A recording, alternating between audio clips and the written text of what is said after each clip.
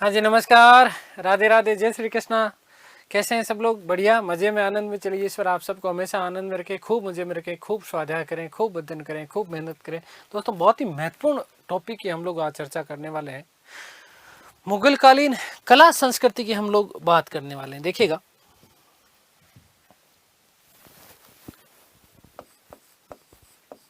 मुगल कालीन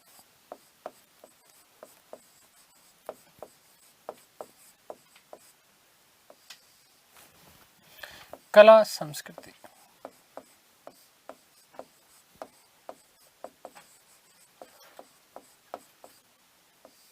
बहुत साधारण से, बहुत बेसिक से यहाँ से कुछ प्रश्न बनते हैं कि मुगल कालीन कला में वस्तुतः है क्या। मुगल कालीन कला विशेष रूप से हम बात करेंगे स्थापत्य कला की। किसकी बात करेंगे हम लोग? स्थापत्य कला की।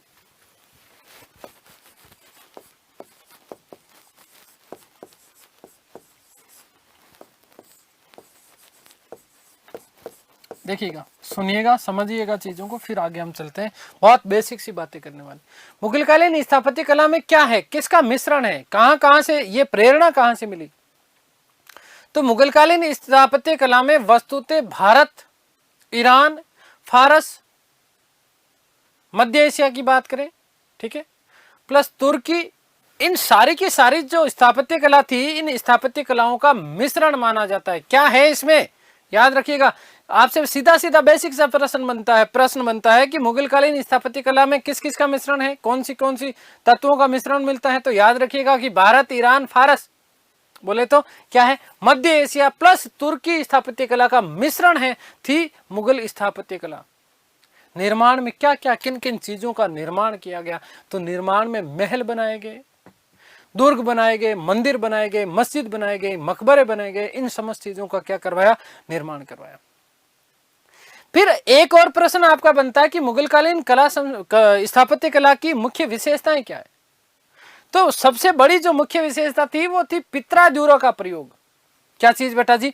पित्राद्युरा का प्रयोग। क्या होता है पित्राद्युरा? विशेष रूप से ध्यान देना बेटा।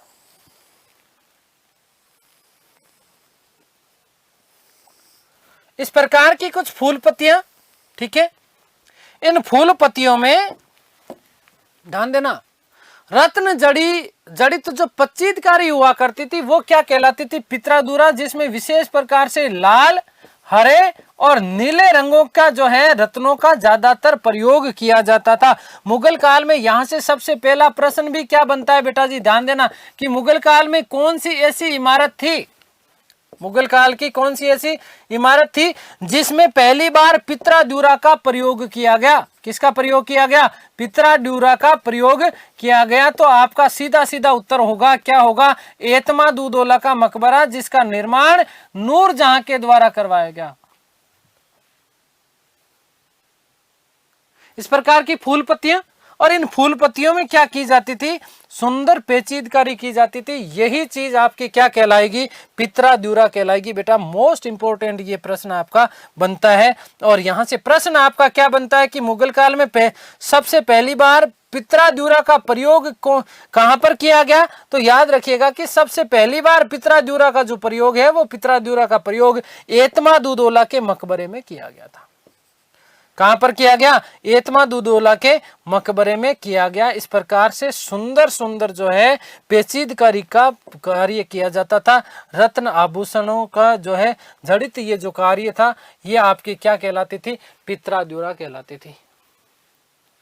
क्या कहलाती थी? पित्राद्युरा कहलाती थी। कोई इस प्रकार की जो है विशेष प्रकार की बूटी बना दी जाए, है ना, इस प्रकार की कोई विशेष प्रकार की बूटी बना दी जाए, और इस बूटी में भी जो है विशेष रंगों का जो है क्या किया जाता था बेटा? प्रयोग किया जाता था। और यही चीज आपकी क्या कहलाती थी? पित्राद्युरा कहलाती थी। तो पित्राद्युरा का प्रयोग किया गया, ये बहुत बड़ी देन थी मुगल काल की भारतीय स्थापत्य कला को। भारतीय स्थापत्य कला को आगे की जो कक्षाएं होगी हमारी, इन कक्षाओं में आपको कई तस्वीरें भी दिखाने वाला हूं। तो ये याद रखिएगा कि इस प्रकार से सुंदर रत्न आभूषण जड़ित जो चीजें होती थी वो क्या होती थी? पित्राद्युरा कहलाती थी। क्या होती थी ये बेटा जी? पित्राद्युरा होती थी। आगे बात समझ में आ गई था? आपसे पूछा जा सकता कि पित्राद्युरा का प्रयोग सबसे पहले कहां पर किया गया? तो एतमादुद्दौला के मकबरे में सबसे पहले पित्राद्युरा का प्रयोग किया गया था। ठीक है, क्लियर है? इस प्रकार की सुंदर, देखो भव्य लग रही है ना, अच्छी लग रही है ना। मैं तो खैर इतना चीजें आती नहीं। फिर अगली बात कि चार बाग पद्धति, क्या चीज बेटा जी? चार बाग पद्धति का प्रयोग किया गया। चार बाग किस तरीके से? चार बाग इस तरीके से कि यहां सामने कोई ना कोई भव्य इमारत, भव्य इसका निर्माण किया जाता था इमारत का। ठीक है, ये सामने क्या होती थी? इमारत होती थी। और इस इमारत के सामने देखिएगा, समझना इन चीजों को, छोटे छोटे कुछ डायग्राम में बनाने का प्रयत्न कर रहा हूं। ठीक है, पहली बार तो एक तो गुंबद का प्रयोग किया जाता था। किसका? गुंबद का प्रयोग किया जाता था। इसमें भी दोहरे गुंबद का भी प्रयोग किया जाता था। आगे बात करेंगे गुंबद क्या होती है। ठीक है, तो ध्यान रखना बेटा कि इस इमारत के सामने यदि आपने आगरा का ताजमहल देखा होगा तो इस प्रकार से ये पूरा का पूरा एक रास्ता बना हुआ मिलेगा आपको, है ना। और इसके बीचों बीच जो है एक इस प्रकार से यहां पर सुंदर इस प्रकार से देखो, ये इस प्रकार से आपको रास्ता बना हुआ मिलेगा। ये बीच वाला जो भाग है यहाँ पर बहुत ही भव्य सुंदर सा आपको देखिएगा इस तरीके का, बहुत ही भव्य सुंदर सा यहाँ पर एक फंवारा भी आपको मिलेगा। क्या मिलेगा? जहाँ पर फंवारा लगाया हुआ होता था। ठीक है, आगे बात समझ में क्लियर है? और जो है ये जल से पूरा का पूरा भरा हुआ। अब यहाँ चार बाग समझा रहा हूं मैं आपको। क्या चीज समझा रहा हूं? चार बाग समझा रहा हूं, तो बेटा ध्यान देना। अब चार बाग में क्या होता था? ये विशेष रूप से एक बाग इस तरफ, एक बाग इस तरफ। ठीक है, ये बाग बने हुए होते थे। यहां पर क्या बने हुए थे? बाग बने हुए थे। और ये यही जो चीज है वो क्या कहलाती थी बेटा? चार बाग पद्धति कहलाती थी। क्या कहलाती थी? चार बाग पद्धति। इसी में सुंदर सुंदर जो है वृक्ष वगैरह इस प्रकार से जो है फूल पत्तियों वाले इस प्रकार से वृक्ष, ठीक है ना, इस प्रकार से क्या लगाए जाते थे? वृक्ष लगाए जाते थे। ठीक है, कोई बढ़िया से पौधे जो है इस प्रकार से, ये जो चीज है वो क्या कहलाती थी बेटा? आपकी चार बाग पद्धति कहलाती है। ये आपकी क्या कहलाती है? चार बाग पद्धति। तो भारत में पहली बार मुगल काल में एक तरीके से हम बात करें तो मुगल काल में पहली बार चार बाग पद्धति का प्रयोग किया गया। किसका? चार बाग पद्धति का प्रयोग किया गया। ठीक है, फिर अगली बात क्या? अगली बात ये याद रखना कि चार मीनार पद्धति, क्या चीज? चार मीनार पद्धति का भी प्रयोग किया गया। चार मीनार पद्धति क्या होती है?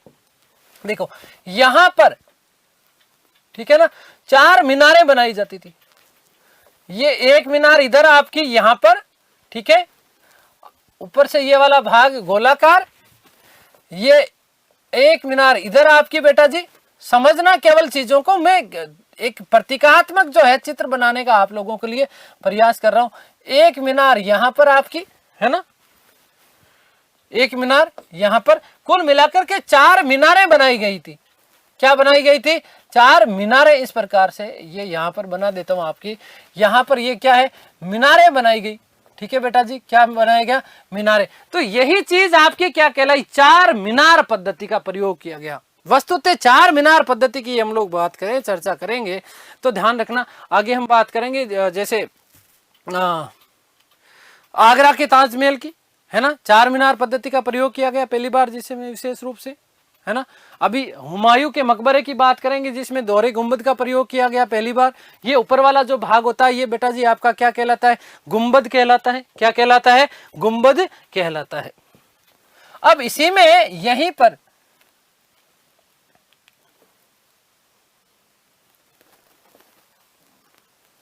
ये इस प्रकार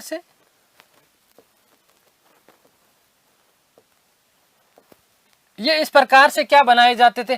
मेहराबों का प्रयोग किया गया। किसका प्रयोग किया गया बेटा जी? मेहराब का प्रयोग भी किया गया पहली बार मुगल काल में। इस प्रकार से जो आकृति होती है ना, ये देखो इस प्रकार से आपने देखेंगे भी होंगे, यदि कहीं मुगल आप जो है मकबरा आपने देखा होगा तो इस प्रकार से, है ना, ये चीज क्या कहलाती है? मेहराब। क्या चीज? इस प्रकार से मेहराबों का प्रयोग किया गया। चार मीनार पद्धति का प्रयोग किया गया। पित्राद्युरा का प्रयोग किया गया। किसका प्रयोग किया गया? पित्राद्युरा का प्रयोग, चार मीनार पद्धति का प्रयोग। और सबसे बड़ी बात चीज बेटा क्या? मेहराब समझ में आ गए आप? जो है सुंदर पानी के झरने, पानी के झरनों का प्रयोग किया गया, बहते हुए झरने का प्रयोग देखो, है ना। इस प्रकार से मैंने कहा ना कि झरने बनाए जाते थे, ठीक है। बहते हुए झरनों का भी प्रयोग किया गया कौन सी कला में, कौन से काल में, मुगल काल में। तो ये मुगल कालीन स्थापत्य कला की विशेष रूप से ध्यान रखना बेटा जी, मुगल कालीन स्थापत्य कला की सबसे बड़ी जो है ये विशेषता मानी जाती है। आगे बात समझ में, कौन कौन सी विशेष इमारत जो है विशेषता हो गई, पित्रा दूरा का प्रयोग है, चार बाग पद्धति का प्रयोग है, बहते हुए पानी का प्रयोग, है ना। इस प्रकार से जो है सुंदर बहते हुए पानी का प्रयोग, इस प्रकार से जो है क्या किया जाता था, सुंदर पानी का, बहते हुए पानी का प्रयोग किया जाता था। आगे बात समझ में क्लियर है। और चार बाग पद्धति, चार मीनार पद्धति, दोहरे गुंबद का प्रयोग किया गया, मेहराबों का प्रयोग किया गया। किसका, मेहराबों का प्रयोग किया गया। ये मुगल कालीन स्थापत्य कला की, मुगल कालीन स्थापत्य कला की सबसे प्रमुख विशेषता मानी जाती है। ठीक है, अब मैं आपके सामने ये सारी चीजें लिख रहा हूं, देखिएगा कि मुगल कालीन स्थापत्य कला में, मुगल कालीन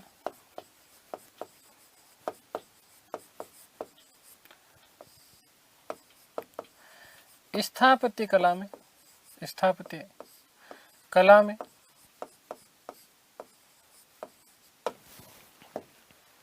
अरबी, अरबी, फारसी, ईरानी, मतलब क्या, मध्य एशिया, ठीक है,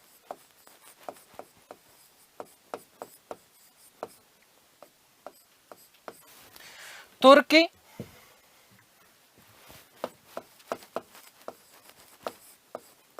वे भारतीय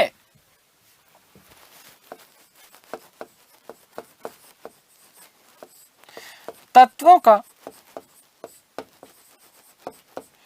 मिश्रण पाया जाता है, मिश्रण पाया जाता है।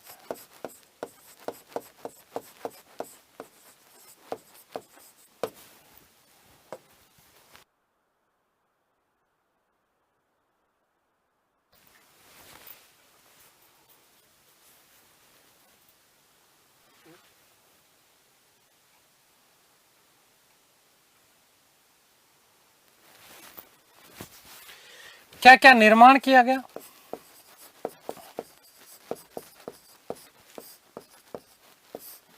तो मुगल काल में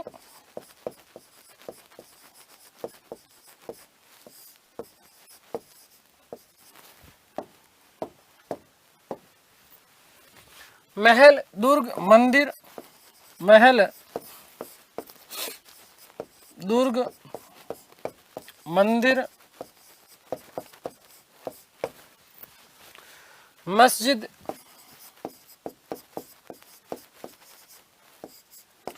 मकबरे,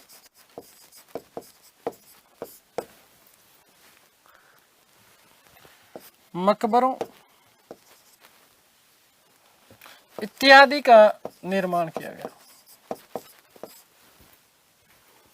इसकी क्या क्या विशेषताएं हैं, यहां से प्रश्न बनता है, इंपॉर्टेंट कर लेना बेटा जी इसको, विशेषताएं।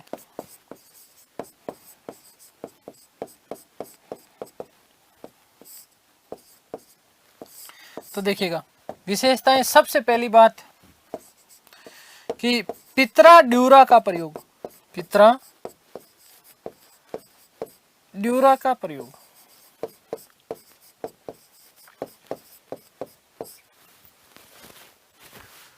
नंबर 2 दोहरा गुंबद,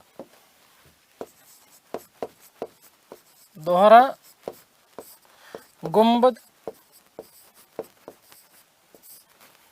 नंबर 3 मेहराबों का प्रयोग,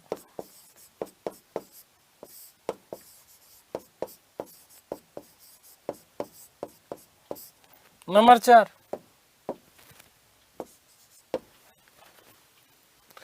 चार मीनार पद्धति,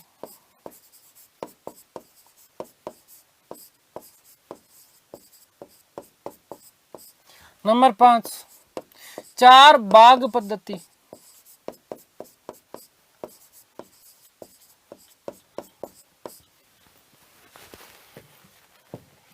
और नंबर 6,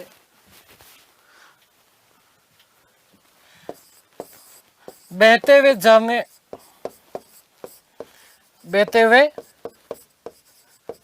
झरनों या पानी का प्रयोग।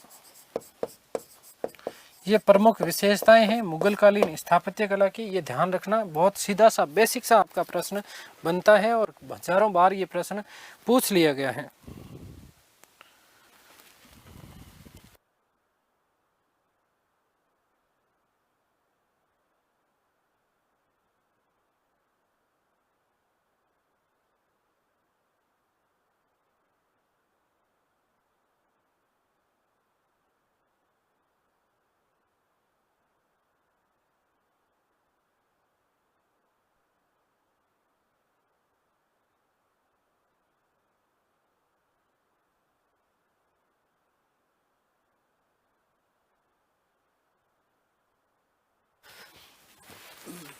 ठीक है, तो ये ध्यान रखना बेटा, पित्रा का प्रयोग, दोहरा गुंबद, मेहराब का प्रयोग, चार मीनार पद्धति, चार बाग पद्धति। ठीक है, मेहराब किस तरीके से होते हैं मैंने आपको बता दिया, ये इस तरीके से मेहराब होते हैं। ठीक है, आगे बात समझ में क्लियर है।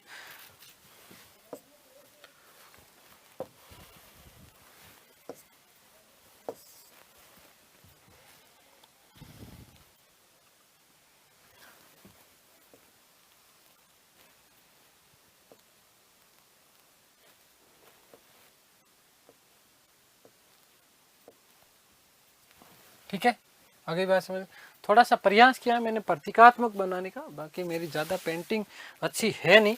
ठीक है, इस प्रकार से ये चार मीनार पद्धति, ये चार मीनारों का प्रयोग किया जाता था। सुंदर सुंदर चार मीनारें बनाई जाती थी। क्या बनाई जाती थी बेटा? चार मीनारें बनाई जाती थी। ठीक है, क्लियर है। ये वाला भाग क्या आपका क्या कहलाता बेटा? दोहरा गुंबद। क्या कहलाता था? दोहरा गुंबद।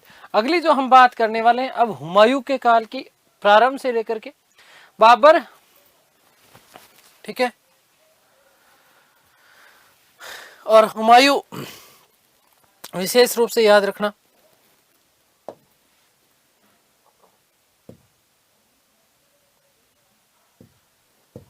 हुमायूं काल की इमारतें, हुमायूं के काल की कौन कौन सी इमारतें हैं उसके बारे में यदि हम लोग चर्चा करें तो ध्यान देना, सबसे पहले दीन पना नगर। कौन सा? दीन पना नगर।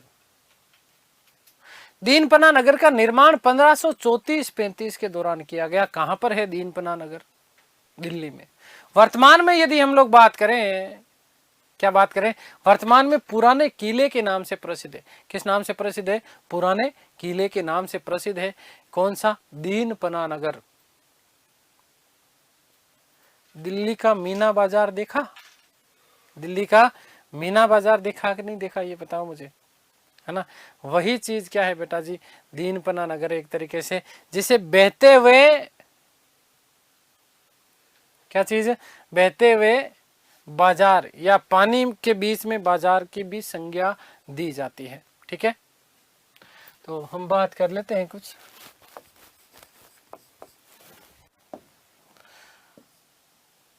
पहले कुछ बाबर कालीन इमारतों की बात कर लेते हैं। बाबर कालीन इमारतें, बाबर कालीन इमारतें,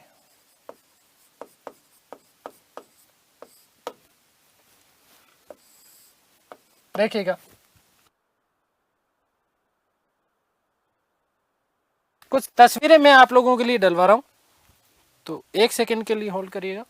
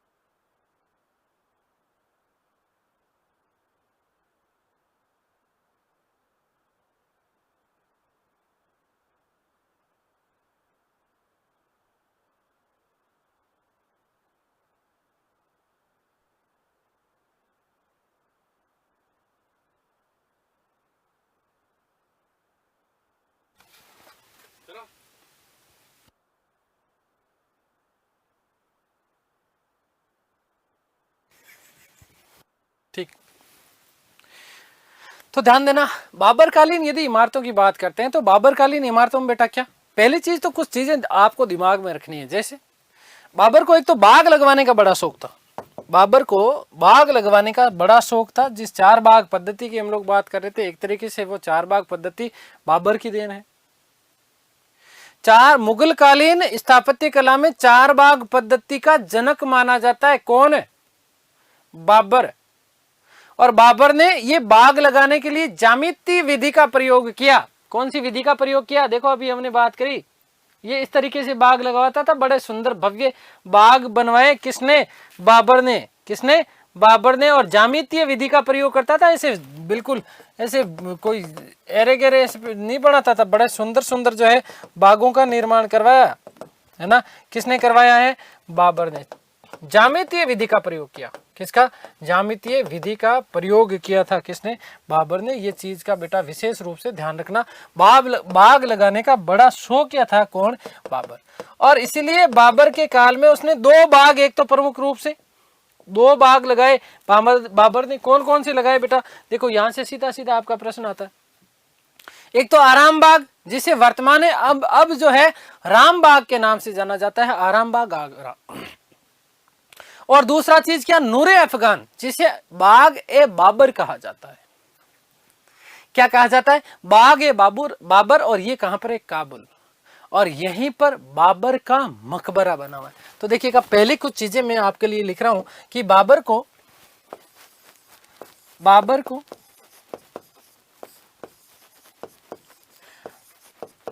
बाग लगवाने का बड़ा शौक था।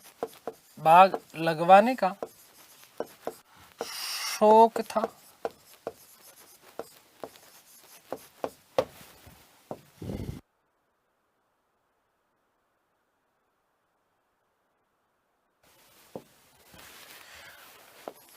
उसने ज्यामितीय विधि से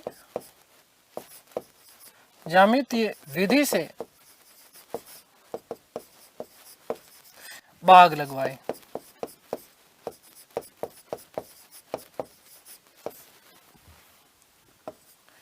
चार बाग पद्धति का जनक माना जाता है। जनक माना जाता है। ठीक है बेटा जी, चार बाग पद्धति का क्या माना जाता है? जनक माना जाता है। ये याद रखना, चार बाग पद्धति से उसने दो बाग लगवाए भारत में। चार बाग पद्धति से कितने बाग लगाए? दो बाग लगवाए उसने। कितने बाग है बेटा जी? दो बाग। बाबर ने कौन कौन से बाग लगवाए? तो याद रखना, ये दो बाग लगवाए इसने। चार बाग पद्धति के ऊपर आधारित था। मैंने आपको बता दिया कि चार बाग पद्धति वस्तुतः होती कैसी है, क्या चीज थी चार बाग पद्धति में। ठीक है, पहला तो बाग कौन सा? आराम बाग। कौन सा? आराम बाग, जिसे वर्तमान में राम बाग कहा जाता है, आगरा में। आप लोगों को पता होना चाहिए कि जब बाबर की मृत्यु हो जाती है 1530 में, तो सबसे पहले बाबर को इसी आराम बाग में दफनाया जाता है। बाद में 2 साल बाद में 1532-33 के आसपास उसके द्वारा चुने हुए अंतिम स्थान बाबर चाहता था कि उसे काबुल में जो है दफनाया जाए। कहां पर? काबुल में दफनाया जाए। तो इसलिए उसकी 2 साल बाद में उसकी अस्थियों को निकाल करके अंतिम रूप से उसे काबुल के नूरे अफगान बाग में दफनाया गया, जिसे बाग ए बाबर कहा जाता है। क्या कहा जाता है? बाग ए बाबर। अब किताब गाइड मत पढ़ना यहाँ पर, क्योंकि आराम बाग जो है केवल एक ही बताया गया, दो है वस्तुतः ये। ठीक है ना, आगे बात समझ में क्लियर है बेटा? तो देखो, चार बाग पद्धति से उसने दो बाग लगाए। एक तो कौन सा बेटा? आराम बाग। आराम बाग। इसी आराम बाग को नाम बदल करके अब क्या है वस्तुतः? ये राम बाग है। कौन सा है? राम बाग। और ये कहां पर है बेटा? आगरा में। इसमें क्या बात याद रखोगे कि बाबर को सर्वप्रथम यहीं दफनाया गया। बाबर को पहली बार यहीं दफनाया गया। यहीं दफनाया गया,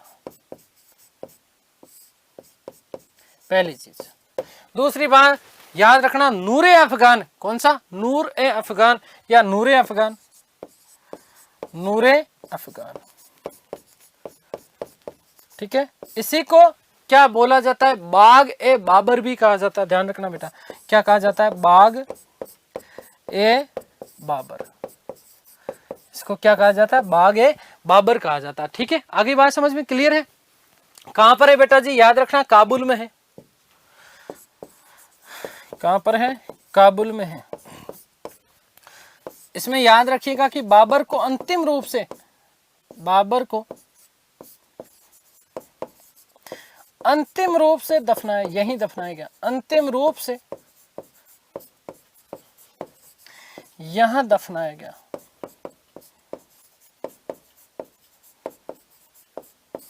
दफनाया गया, ठीक है। अंतिम रूप से बाबर को कहां दफनाया था, नूरे अफगान बाग में, कौन से बाग में, नूरे अफगान बाग में। तो ये हमने बात कर ली बाबर कालीन बाग, ठीक है। इसके अलावा यदि हम स्थापत्य कला में बात करते हैं तो देखिएगा कि बाबर ने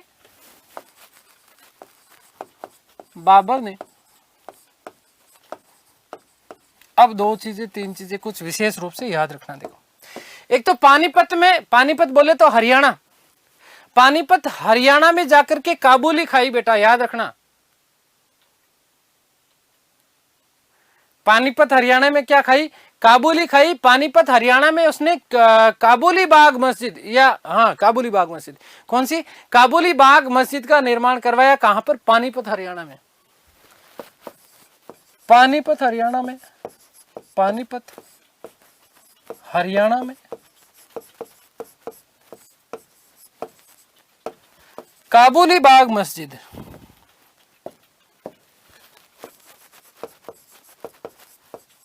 काबुली बाग मस्जिद का निर्माण करवाया, काबुली बाग मस्जिद का निर्माण करवाया, ठीक है। ये मोस्ट इंपोर्टेंट प्रश्न बन जाता है बेटा, ध्यान रखना। नंबर 2, बाबरी मस्जिद जो सबसे ज्यादा विवादास्पद मुद्दा रहा अब तक, अब सोल्व हो गया। खैर, बाबरी मस्जिद का निर्माण 1527 में करवाया उसने, खानवा युद्ध के बाद में। कौन से युद्ध के बाद में, खानवा युद्ध में। और बाबरी मस्जिद बोले तो कहां पर, यूपी में है बेटा, रामकूट नामक पहाड़ी के ऊपर इसका निर्माण करवाया गया। बाबर का एक सेनापति था जिसका नाम था मीर बाकी, क्या नाम था, इस मीर बाकी ने जो है आदेश दिया, इस मीर बाकी को आदेश दिया था सेना बाबर ने, और यहीं पर बाबरी मस्जिद का निर्माण करवाया था। और इसी मीर बाकी ने इसका नाम क्या रखा बेटा जी, बाबरी मस्जिद। एक बाबर ने संबल मस्जिद का निर्माण करवाया यूपी के रुहेलखंड में, ठीक है। नंबर 2, बाबरी मस्जिद, बाबरी मस्जिद, बाबरी मस्जिद।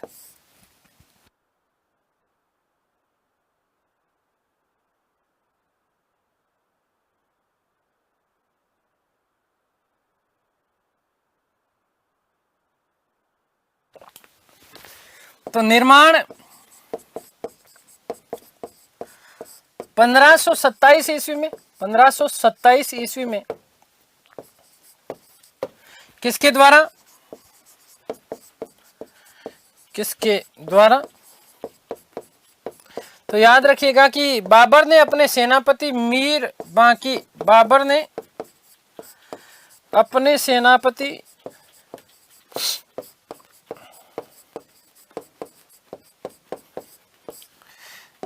मीर बाकी को आदेश देकर, को आदेश देकर इसका निर्माण करवाया गया।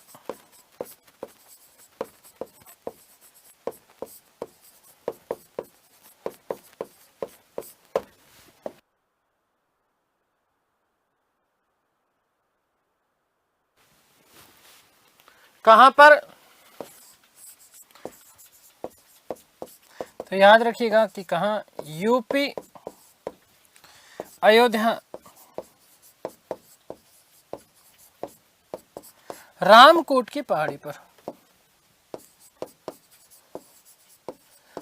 रामकोट की पहाड़ी पर।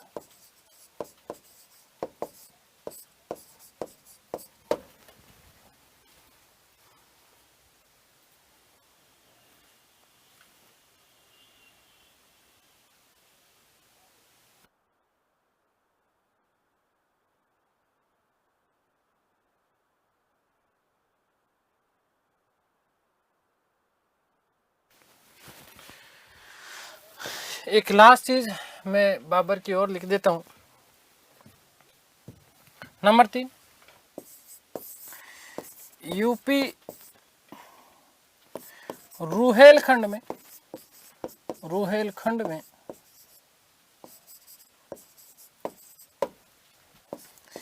संभल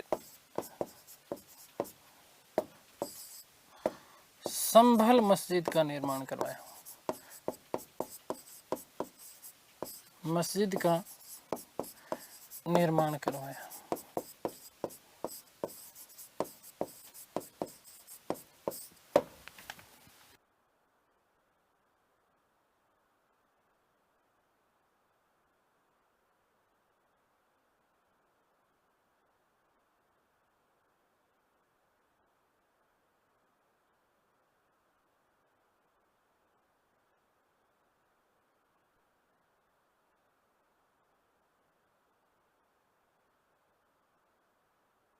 ठीक है, तो ये हो गई बाबर के समय के स्थापत्य कला की हम लोगों ने चर्चा करी। नेक्स्ट हम बात करेंगे बेटा जी हुमायूं कालीन इमारतें। हुमायूं कालीन स्थापत्य।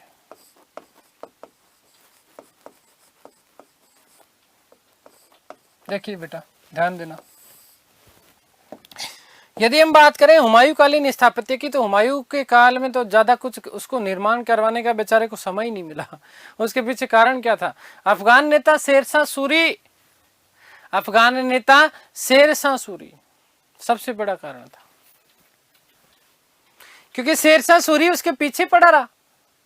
इसी शेरशाह सूरी को बाबर ने चालाक लोमड़ी कहा, चालाक अफगान के करके पुकारा था। और जब बाबर की मृत्यु हुई तो उसने कहा था, रे हुमायूं तो जीवन में कभी किसी से संभल के रहे या नहीं रहे, लेकिन शेरशाह सूरी से संभल करके रहना। और हुआ भी यही। 2-4 गलतियां थी हुमायूं की, जैसा कि उसने अपने साम्राज्य के विभाजन अपने भाइयों के साथ में किया। और दूसरी चीज क्या बेटा जी, कि अफगान शासक ये शेरशाह सूरी हमेशा उसके पीछे पड़ा रहा। बहुत बार इनके दोनों के बीच में भिड़ंत हुई और अंततः शेरशाह सूरी ने कन्नौज बिलग्राम के युद्ध में इस हुमायूं को पराजित किया। और हुमायूं को पराजित करने के बाद में उसे भारत से भागने के लिए बाध्य कर दिया गया। 1540 से लेकर के 1555 तक का जो शासनकाल का समय है, वो शासनकाल का समय हुमायूं का निर्वासन शासनकाल का समय है। किसका है? निर्वासन काल कहलाता है वो हुमायूं के जीवन काल में। ठीक है, आगे बात समझ में, तो इसलिए उसको बेचारे को ज्यादा समय नहीं मिला। नंबर 1, दीन पनाह नगर।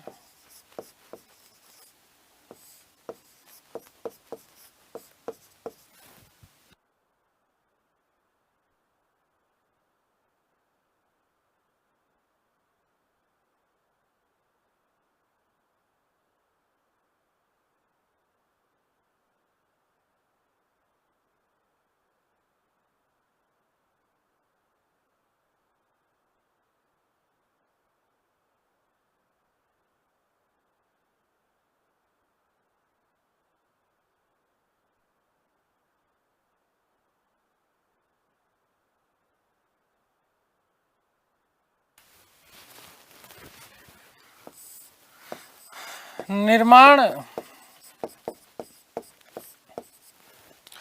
1534-35 के दौरान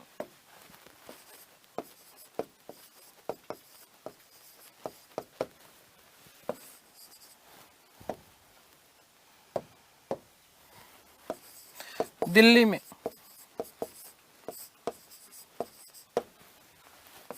याद रखिएगा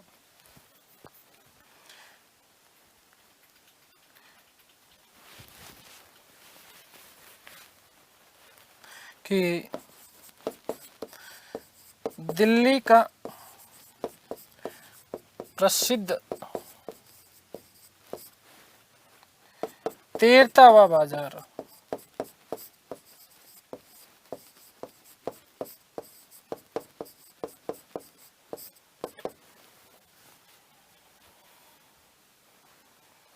ठीक है, यहीं पर। ठीक है, मीना बाजार जिसे बोलते हैं ना, वो बेटा। अगली बात कि शेरशाह सूरी ने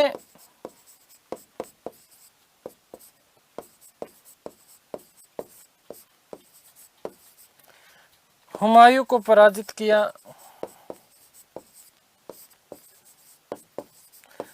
पराजित कर यहां इसका नाम बदल दिया, इस किले का नाम बदल करके, इस किले का नाम बदलकर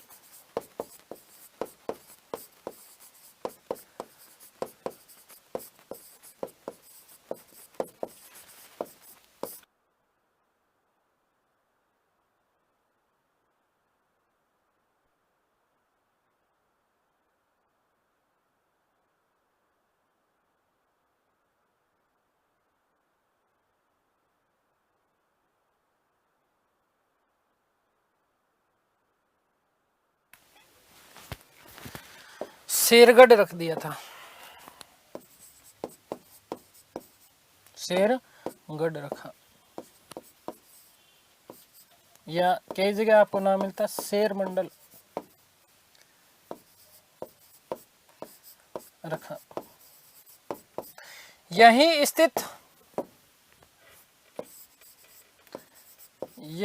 स्थित पुस्तकालय की सीढ़ियों से गिरकर, पुस्तकालय की सीढ़ियों से गिरकर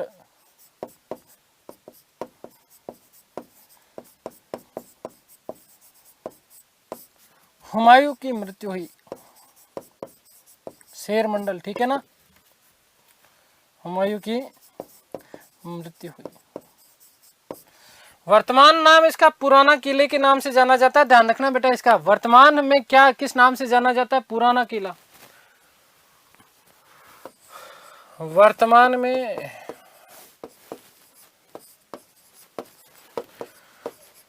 पुराना किला दिल्ली। ठीक है, क्लियर।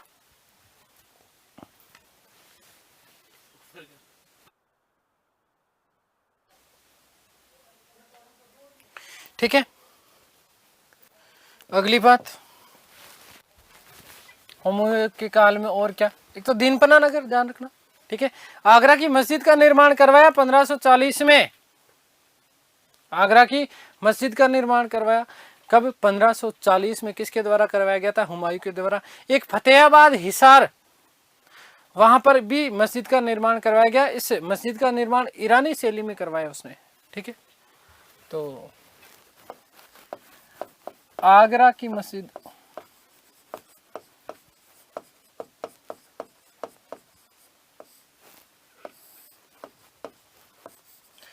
पंद्रह सौ 40 ईस्वी में। याद रखिएगा कि फतेहाबाद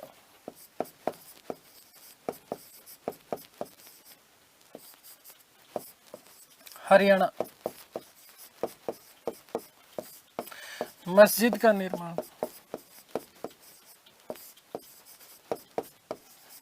इसका समय नहीं मिलता बेटा, है ना, लेकिन ऐसा कहा जाता कि इसका निर्माण हुमायूं के द्वारा ईरानी शैली में करवाया गया।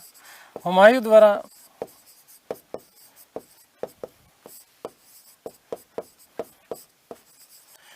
ईरानी शैली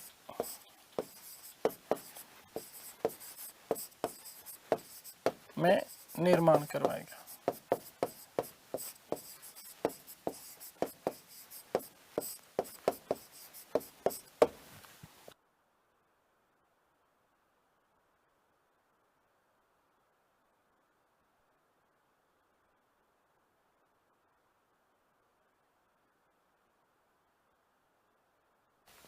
ठीक है, तो ये विशेष बातें हमने कर ली किसकी, हुमायूं के काल की। अगला यदि हम बात करते हैं तो हुमायूं के बाद में चूंकि शासक बना शेरशाह सूरी मुगल काल का हिस्सा है, तो शेरशाह सूरी के समय अभी अभी मैंने कहा कि जिस दीनपना नगर की स्थापना की गई थी हुमायूं के द्वारा, उसी का नाम बदल करके उसने एक तो शेरगढ़ रखा, उसी को शेरमंडल कहा जाता है। वहां पर एक पुस्तकालय का निर्माण करवाया गया था। हुमायूं बहुत पढ़ाकू आदमी था वस्तुतः। ऐसा कहा जाता है कि हुमायूं जब अपने साथ में किसी अभियान के ऊपर जाता था तो पूरा का पूरा किताबों का बेड़ा लेकर के जाता था, साथ में एक किताबों का अलग से पुस्तकालय साथ में चला करता था। इतना पढ़ाकू आदमी, इतना पढ़ाकू कि भाई साहब वर्तमान में होता ना तो आप लोगों को बहुत बड़ी टक्कर दे देता। वो RSIS के पोस्ट पे होता है, इतना पढ़ाकू आदमी था हुमायूं। खैर, तो दिल्ली में दीनपना नगर का नाम बदल के उसने शेरगढ़ नामक नगर बसाया था पूरा का पूरा, और पुराना किला जिसे कहा जाता है वहीं पर किला ए कोहना नामक मस्जिद का निर्माण करवाया। और शेरशाह सूरी का मकबरा, याद रखिएगा कि शेरशाह सूरी का मकबरा जो है सासाराम बिहार में है। ये आपसे प्रश्न पूछे जा सकते हैं। शेरशाह सूरी,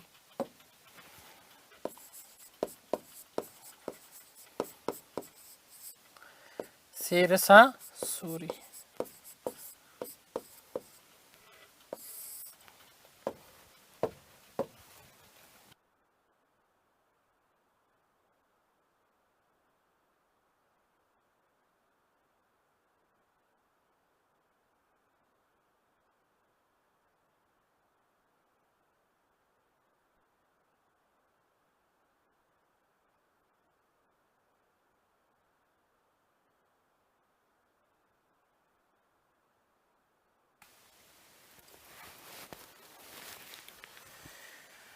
तो याद रखना कि दिल्ली में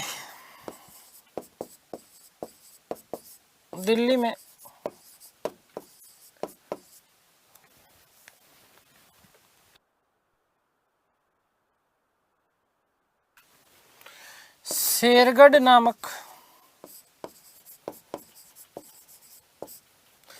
नगर की स्थापना की।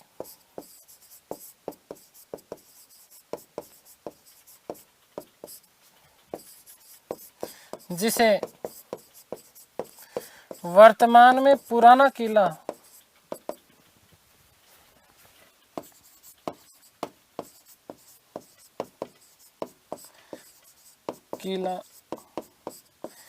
के नाम से जाना जाता है।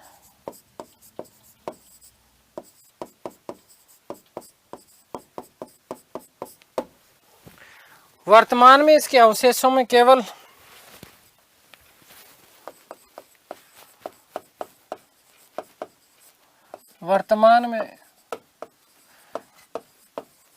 इसके अवशेषों में केवल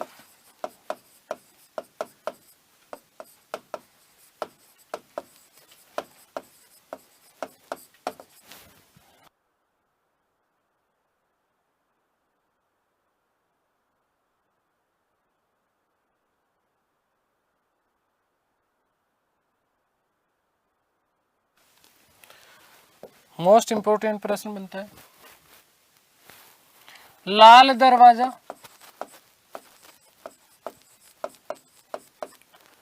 वे खूनी दरवाजा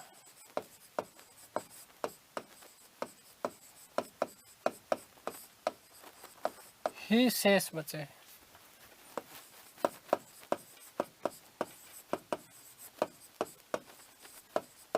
खूनी दरवाजा कहने के पीछे भी कारण है। आप लोगों को पता होना चाहिए कि यहीं पर जो निर्भया हत्याकांड हुआ था, है ना, कौन सा, निर्भया हत्याकांड, वो यहीं पर हुआ था। और इसी कारण अब इसको खूनी दरवाजा कहा जाता है। क्या कहा जाता है? खूनी दरवाजा कहा जाता है। ठीक है बेटा, याद रखिएगा कि 1542 ईस्वी में पुराने किले के अंदर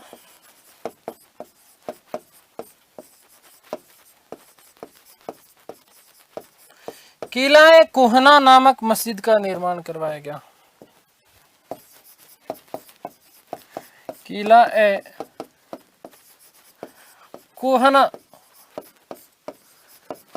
नामक मस्जिद का निर्माण करवाएगा।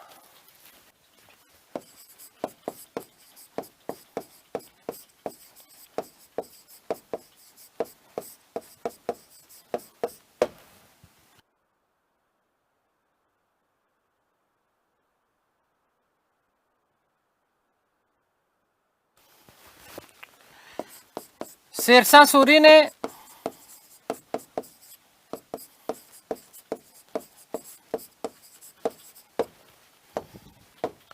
सासाराम बिहार में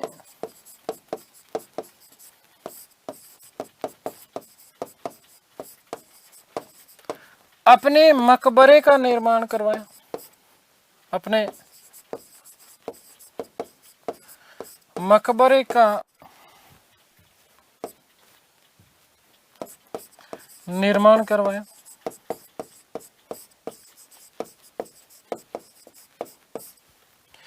जो कि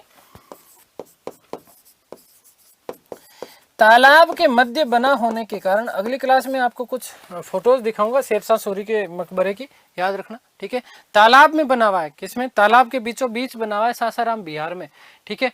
और यही कारण है कि वो दूर से जब उसको देखते हैं तो द्विगुणित नजर आता है। कैसा? ऐसे लगता है 4 मंजिला है, लेकिन ऐसे लगता है कि 8 मंजिलें बनी हुई हो। अष्टकोणीय मकबरा है। कैसा है? अष्टकोणीय मकबरा है, द्विगुणित नजर आता है, ठीक है। तो याद रखना, क्योंकि तालाब के बीचों बीच स्थित होने के कारण, के बीचों बीच स्थित होने के कारण स्थित होने के कारण द्विगुणित नजर आता है।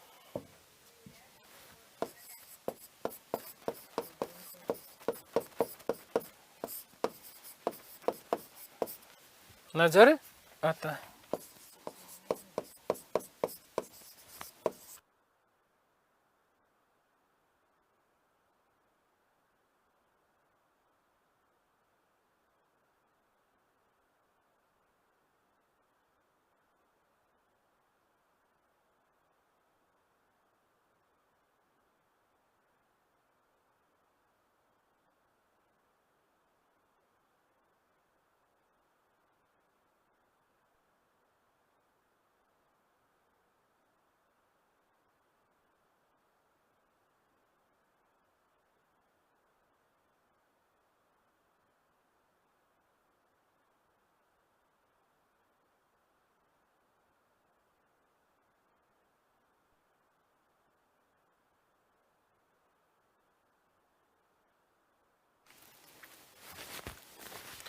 एक मोस्ट इंपोर्टेंट बात याद रखना कि नोट लगा के लिख रहा हूं कि कनिंघम महोदय ने,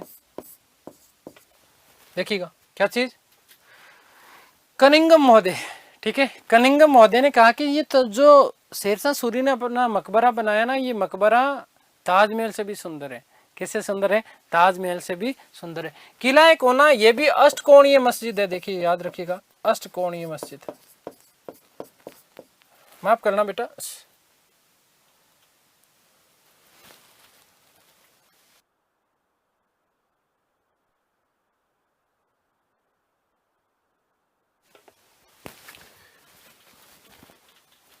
शेर मंडल की बात है वो, खैर वापस लिखवाऊंगा मैं आपको कि कनिंघम महोदय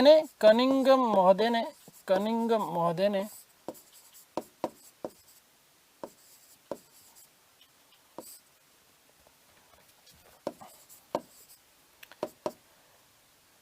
शेरशाह के मकबरे को शेरशाह के मकबरे को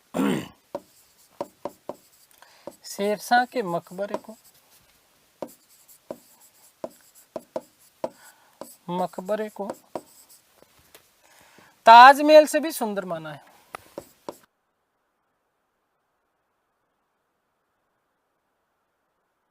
ताजमहल से सुंदर माना है, सुंदर माना है। याद रखना बेटा कि जो शेर मंडल जो बनाया गया था, वो शेर मंडल जो है वो अष्टकोणीय है, ठीक है ना। यहीं पर लिख देता हूं मैं।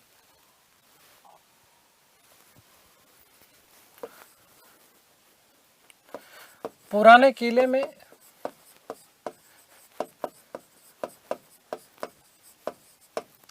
शेर मंडल स्थित है, जो कि अष्टकोणीय है, जो कि क्या है, अष्टकोणीय है।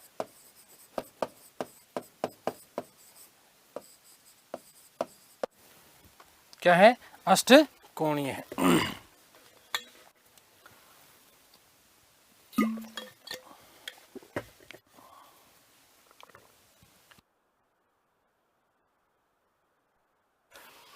तो ये हमने बात कर ली किसकी, शेरशाह सूरी के काल के इमारतों की हमने बात की है।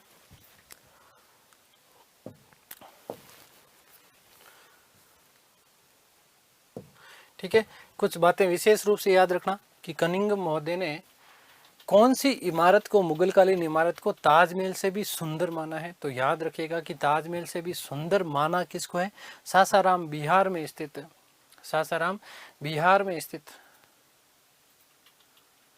शेरशाह सूरी के मकबरे को।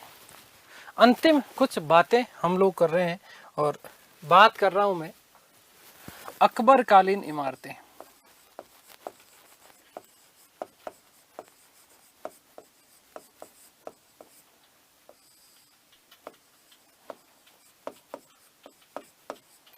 मोस्ट इंपॉर्टेंट प्रश्न बनता है बेटा अकबर कालीन इमारतों में से कि अकबर के काल की प्रथम इमारत कौन सी है। तो अकबर के काल की प्रथम इमारत में आप लोगों को दिखा रहा हूं, आप जो सामने देख रहे हैं, देखिएगा कुछ चीजें मैं यहां से आपको समझाऊंगा भी, ठीक है, और फिर मैं आपके लिए लिखने वाला हूं। ये आप जो सामने देख रहे हैं वो हुमायूं का मकबरा है, हुमायूं का मकबरा। याद रखना बेटा कि अकबर के काल की प्रथम इमारत मानी जाती है हुमायूं का मकबरा। मोस्ट इंपोर्टेंट आपका ये प्रश्न बनता है, बहुत अच्छे से इस चीज को याद रखिएगा, ये प्रश्न हजारों बार आपसे पूछ लिया गया। ठीक है, आगे बात समझ में क्लियर है। तो अकबर के काल की पहली इमारत मानी जाती है क्या चीज, हुमायूं का मकबरा। आप ये वाला जो भाग देख रहे हैं ना, ये वाला भाग, ठीक है, ये वाला जो भाग है ये क्या कहलाता है, आपका गुंबद कहलाता है। क्या कहलाता है बेटा, याद रखना कि इस भाग को क्या क्या कहा जाता है, गुंबद कहा जाता है। मुगल काल में पहली बार दोहरे गुंबद का प्रयोग किया गया हुमायूं के मकबरे में। मुगल काल में पहली बार दोहरे मकबरे का प्रयोग किया गया था। याद रखना कौन से मकबरे में, हुमायूं के मकबरे में। अकबर के काल में निर्मित प्रथम इमारत मानी जाती है कौन सी, हुमायूं का मकबरा, जिसका निर्माण हाजी बेगा बेगम के द्वारा करवाया गया था। और इसके वास्तुकार, याद रखना बेटा यहीं पर लिख रहा हूं कि निर्माण हाजी बेगा बेगम, अकबर की सौतेली माता थी बेगा बेगम। वास्तुकार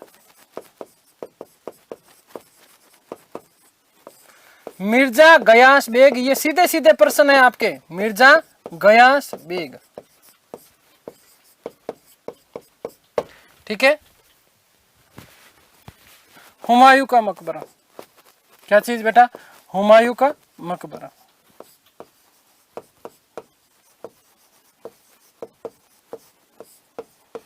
ध्यान रखना कि अकबर के काल की प्रथम इमारत मानी जाती है, अकबर के काल की प्रथम इमारत मानी जाती है, प्रथम इमारत मानी जाती है। पहली बात, पहली बार दोहरे गुंबज का प्रयोग किया गया, पहली बार दोहरे गुंबद का प्रयोग किया गया।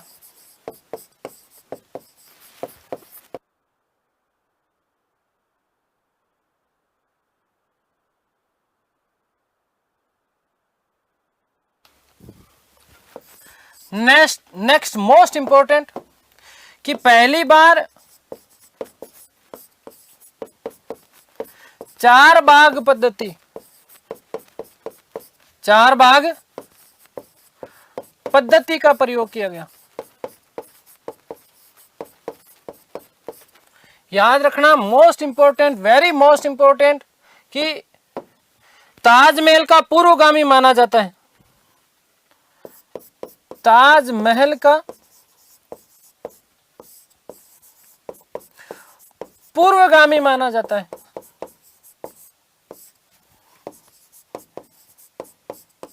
अभी दिखाऊंगा तस्वीरें, परंतु इसमें स्वतंत्र चार मीनारें नहीं है, इसमें स्वतंत्र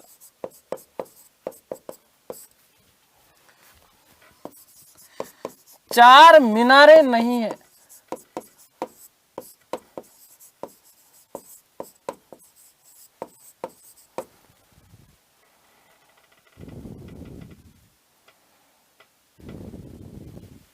ठीक है, ये चीजें ध्यान रखना। देखो, अकबर के काल की प्रथम इमारत मानी जाती है।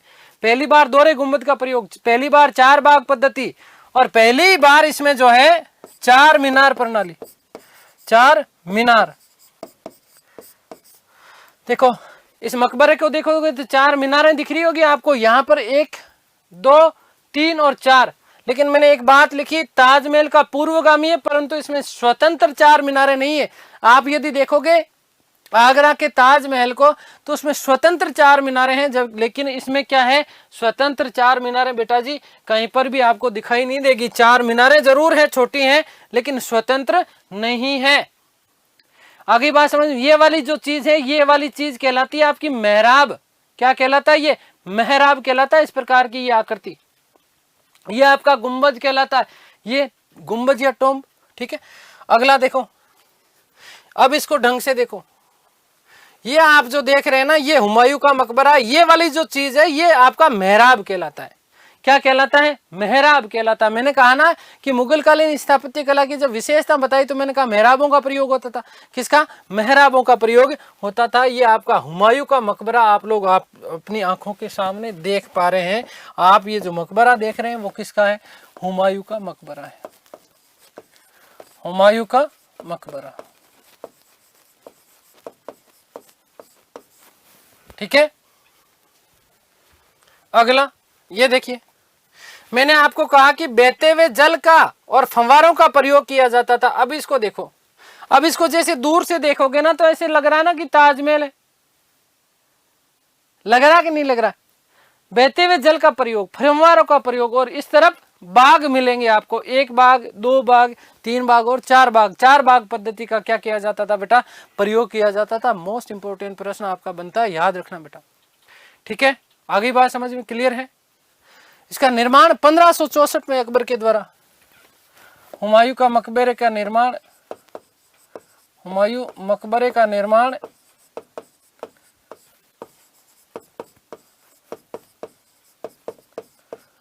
1564 ईस्वी में किया गया। कब? 1564 ईस्वी में इसका क्या करवाया था बेटा? निर्माण करवाया था। किसने? अकबर ने। अकबर के काल की प्रथम इमारत मानी जाती है। ये देखिए, आप इसको देखो, ये जो है आप देख रहे हैं हुमायूं का मकबरा। अब मोस्ट इंपोर्टेंट तथ्य और लिख रहा हूं कि 1857 की क्रांति के दौरान, 1857 की क्रांति के दौरान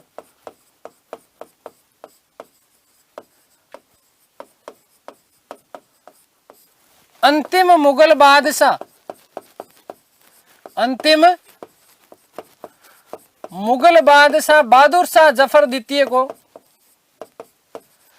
बहादुर शाह जफर द्वितीय सेकंड को इसी मकबरे से गिरफ्तार किया गया। इसी मकबरे से गिरफ्तार किया, और गिरफ्तार करने वाला अंग्रेज जो अधिकारी था उसका नाम था हडसन। क्या नाम था? हडसन के द्वारा इसी मकबरे से जो है 1857 की क्रांति के दौरान गिरफ्तार कर लिया गया। ठीक है, ये देखिएगा फिर से तस्वीर। ठीक है, ये आप जो देख रहे हैं ये आपका हुमायूं का मकबरा है बेटा। ये चीज़ मेहराब कहलाती है, ये आपका गुंबद कहलाता है। क्या कहलाता है? गुंबद कहलाता है। तो ये हमने बात कर ली अकबर कालीन कुछ इमारतों की। आगे हम आगरे के लाल किले की बात करेंगे। ठीक है, अकबर के काल की और कौन कौन सी महत्वपूर्ण इमारतें थी उनकी हम लोग चर्चा करने वाले हैं। उम्मीद करता हूँ कि सारी चीज़ें आप लोगों को समझ में आई होगी। ईश्वर से प्रार्थना करता हूँ कि आप सब स्वस्थ रहें, मस्त रहें, तंदुरुस्त रहें, आह्लादित और प्रसन्नचित रहें। इस सृष्टि की संपूर्ण खुशियाँ आपको और आपके परिवार को मिले। जल्द से जल्द आप लोग सफल हों, यही मेरी मनोकामनाएं हैं। फिर मिलते हैं हमारी अगली कक्षा में। तब तक के लिए सभी को धन्यवाद, नमस्कार, थैंक यू सो मच।